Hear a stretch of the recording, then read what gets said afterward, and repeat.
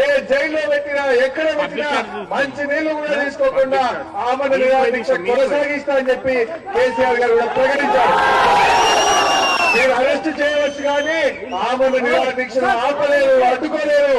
ఇప్పుడు వారికి సంఘీభావంగా కేసీఆర్ గారు ఆమరణ నిరాహార దీక్షకు సంఘీభావంగా మేమందరం కూడా ఆమరణ నిరాహార దీక్షను ఇప్పుడే ఈ నిమిషం నుంచే ప్రారంభిస్తున్నట్టు ప్రకటిస్తున్నాం.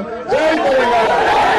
మా భూమి కోసం మా నేల కోసం నడిచింది నీ పాదం, మా నీటి కోసం మా కుటి కోసం సాగింది నీ వాదం. గాయాలతో గమ్యాలని ముద్దడిన యుద్ధమా, ఫ్రీజోలుతో ఫీనిక్సులా నింగి గగసిన శబ్దమా. ఒక రక్త మాంసపు పలుచ దేహము ఇంత చేసే